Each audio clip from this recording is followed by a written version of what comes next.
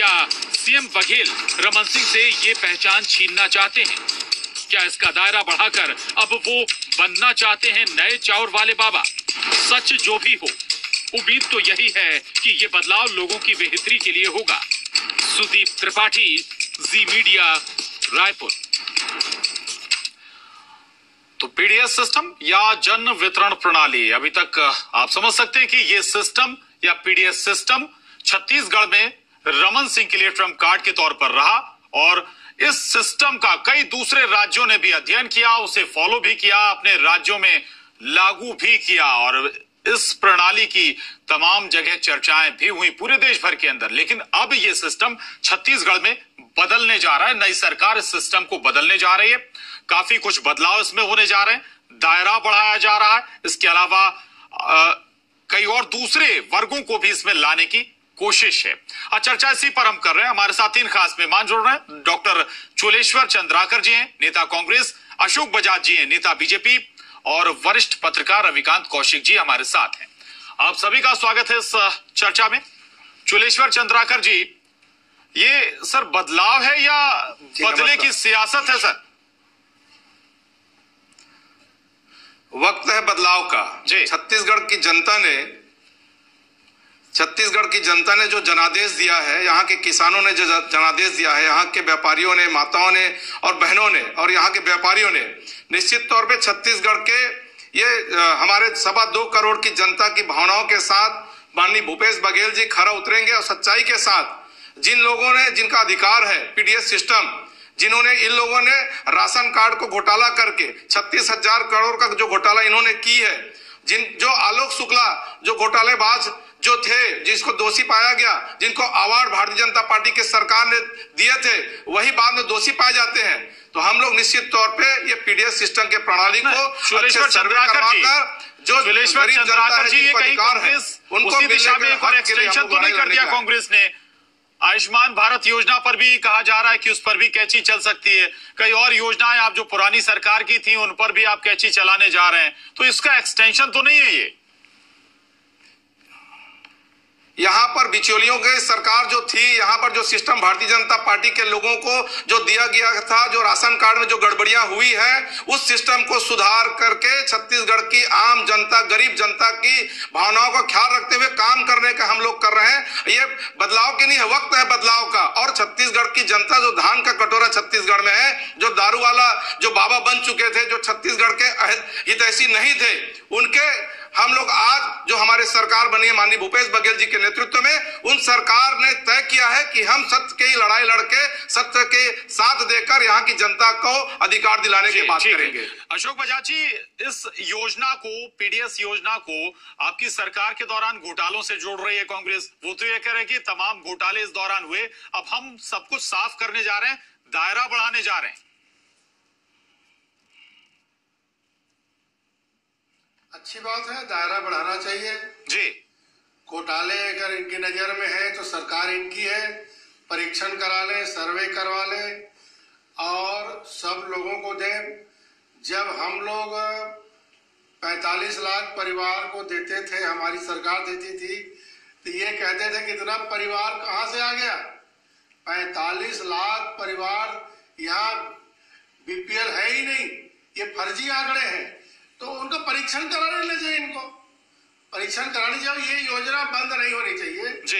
ये योजना बहुत अच्छी योजना है पीडीएस की, और इससे सुप्रीम कोर्ट ने सराहना की। योजना आयोग जो आज का नीति आयोग है, इसने भी इस योजना की सराहना की। और प्रशांत जी, आपने ही बताया कि अनेक राज्यों ने इसका अनुसरण किया, तो ये बहुत ही गरीबों के लिए लाभदायी योजना है।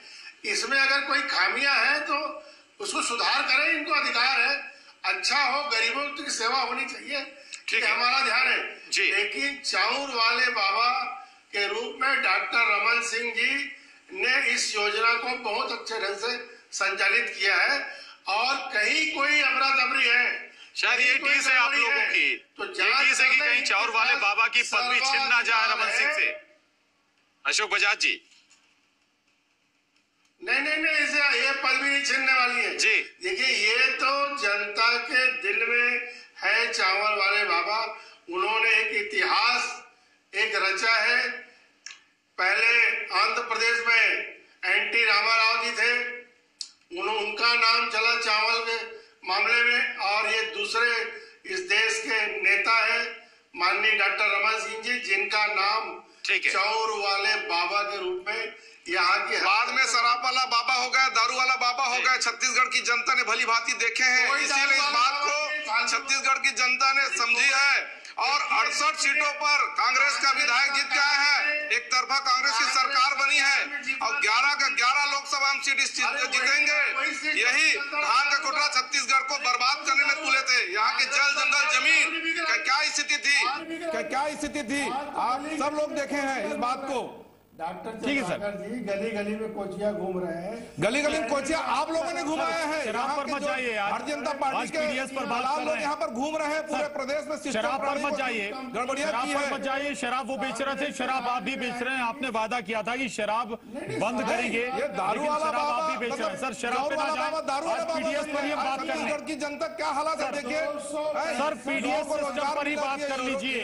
बेरोजगार भटक रहे हैं। आप दोनों से अनुरोध है, कृपया आज पीडीएस सिस्टम पर ही बात कर लें। सर दोनों से रिक्वेस्ट है, शांत हो जाए सर, शांत हो जाए। भारतीय जनता पार्टी के लोग अलग अलग दुकानदारी खोल के पूरा प्रदेश को बर्बाद करने में तुले थे, और ये हमारी सरकार है सर, भूपेश बघेल की सरकार है, ये कांग्रेस की सरकार है, राहुल गांधी की सरकार है।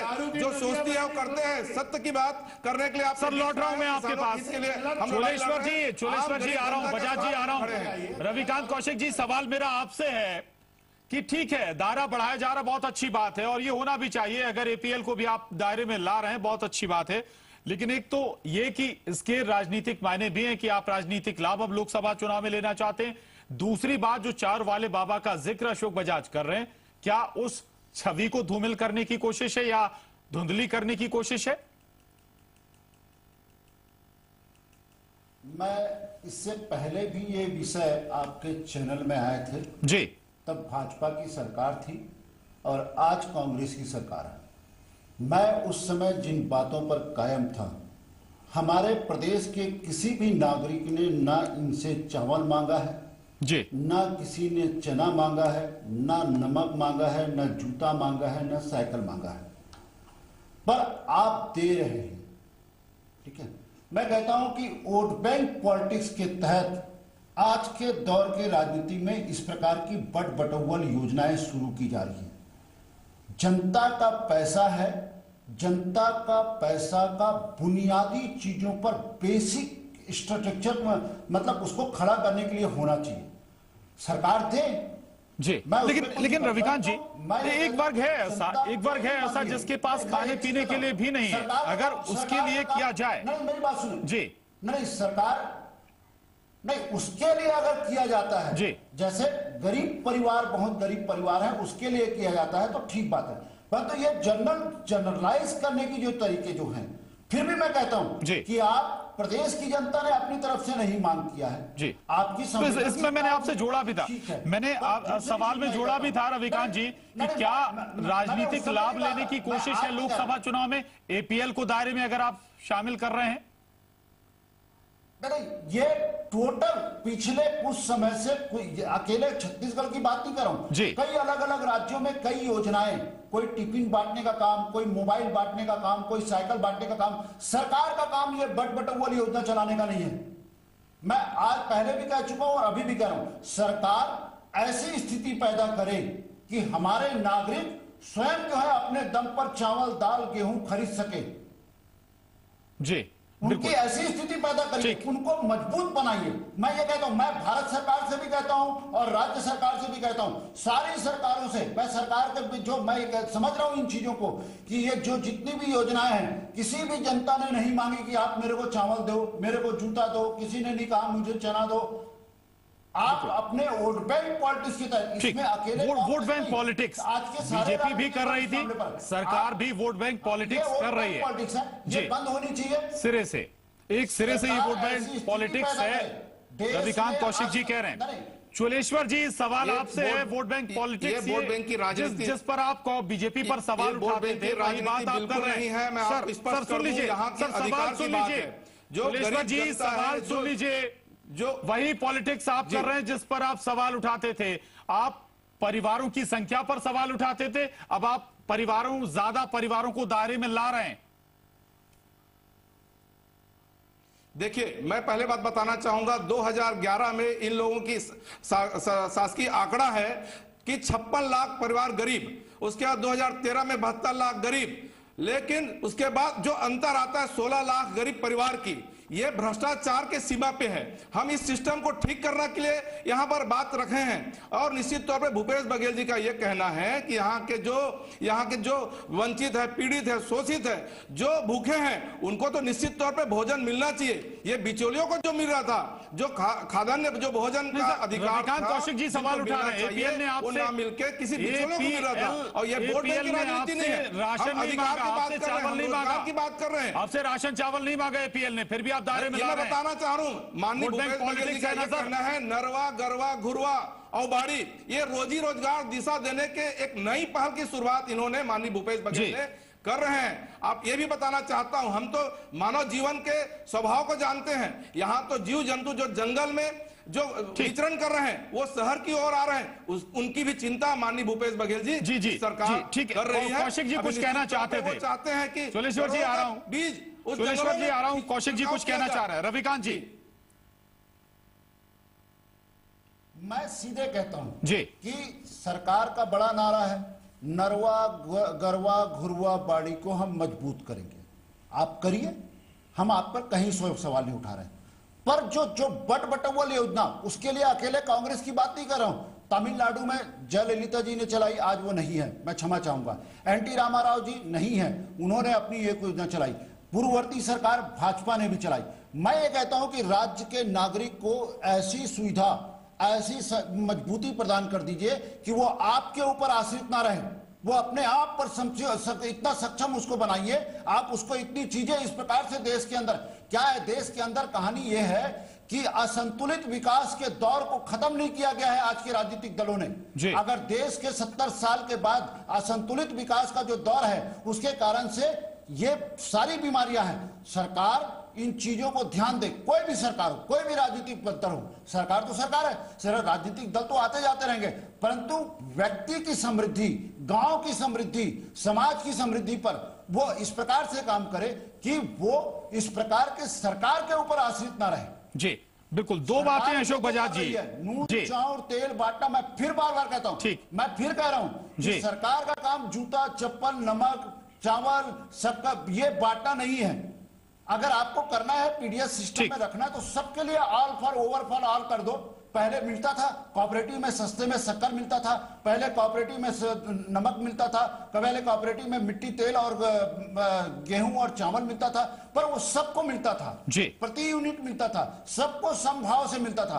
आप वो सिस्टम कर लीजिए। ठीक सर, आपके बात 10,000 का घोटाला, इसी नान घोटाला में भारतीय जनता पार्टी ने किया है। इसी बात को हम बात कर रहे हैं। कांग्रेस के घोटाला ये हुई सरकार ने, हम वही चीज पुनर्परीक्षण करके जो व्यवस्था बनेगी, जो गरीब परिवार है उनको मिल जाए खाद्यान्न भोजन, हम उस। चोलेश्वर जी आ रहा हूं आपके पास, चोलेश्वर जी आ रहा हूं। अशोक बजाज जी, दो बातें, एक तो ये कि कांग्रेस कह रही है कि पूरा सिस्टम चरमराया हुआ था, करप्शन उसमें घुस गया था दीमक की तरह, वो दुरुस्त कर रहे हैं।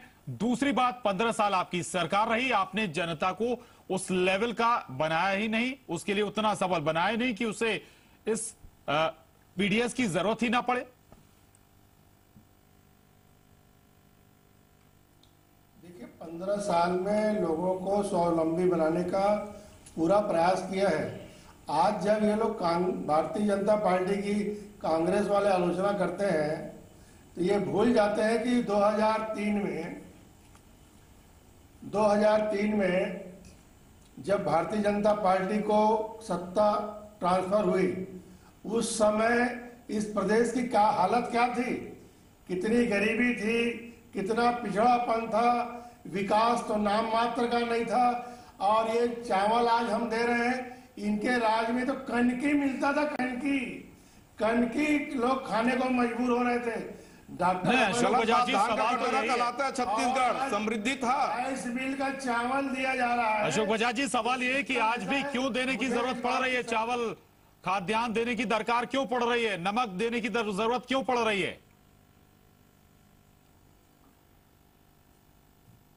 नहीं, सरकार चिंतन नहीं, बजाज जी बहुत अच्छी बात कर रहे हैं। मैं बजाज जी से एक चीज पूछ लेता हूं। आपके 15 साल के शासन काल में प्रति व्यक्ति आय 85,000 रुपए हो गया। अगर प्रदेश में नागरिकों की प्रति व्यक्ति आय अगर 85,000 रुपए है, तो फिर इस प्रदेश में 2003 में 17 लाख गरीब परिवार थे। वो 15 साल बेमिसाल में वो 56 लाख या फिर कांग्रेस के जो साथी जो आंकड़ा दे रहे हैं वो उतनी आंकड़े क्यों पहुंच रहे हैं? फिर क्यों हमारे प्रदेश में गरीबी है इतनी? मैं इन्हीं के अपने आंकड़े पर मैं सवाल करता हूं और उसी पर बता दें कि फिर ऐसी विसंगतियां क्यों हैं? अगर 85,000 रुपए प्रति व्यक्ति आय अगर हो गया है, तो उसके बाद जो 2003 में 17 लाख गरीब परिवार थे, वो 2018 के आते आते 50 लाख से अधिक। जवाब ले लेते हैं अशोक बजाज जी, जवाब आपसे भी और उस पर जवाब आपसे भी लेंगे चोलेश्वर जी। नई सरकार आई है, नई सरकार आई है, सभी राशन कार्डों का परीक्षण कर ले, देख ले अब कहां पर भ्रष्टाचार हुआ, कहां पर लीकेज हुआ, और जो भी उसके लिए जिम्मेदार है उसकी कार्रवाई करने के लिए सरकार आप बहुत अच्छे सक्षम बनाने का प्रयास। बजाज जी आप बहुत अच्छे आदमी है, आप सारी चीजों को समझते हैं, पर जो सवाल ये है कि 85,000 रुपए प्रति व्यक्ति आय हो गई, पर उसके बाद भी गरीबी रेखा, गरीबों की संख्या बढ़ती क्यों है? बिल्कुल बिल्कुल, ये वाजिब सवाल 2003 वाजिब सवाल कौशिक जी उठा रहे हैं कि आखिर इतनी अगर राज्य में आय है प्रति व्यक्ति की, तो गरीबों की संख्या कैसे बढ़ती चली गई? और ये आंकड़ा बहुत अच्छा जी आंकड़ा लगातार बढ़ता ही चला जा रहा है। ठीक है, लेकिन पीडीएस, माफी चाह रहा हूं सर, समय कम है, रोक रहा हूं आपको, लेकिन पीडीएस सिस्टम बदलाव होता है, अमीर गरीब लोग हैं यहाँ सर ठीक है, बदलिए आप, लेकिन उस लीकेज को जरूर खत्म करिए और कोशिश ये करिए कि जनता को भविष्य में कम से कम 5 साल जब आपकी सरकार खत्म हो, तो ज्यादातर ऐसे लोग हों जिन्हें इस सिस्टम की या फिर कम पैसों पर या फ्री में चावल या खाद्यान्न लेने की जरूरत ही ना पड़े। आप सभी का बहुत शुक्रिया इस चर्चा में आने के लिए। आपकी आवाज में बस इतना ही।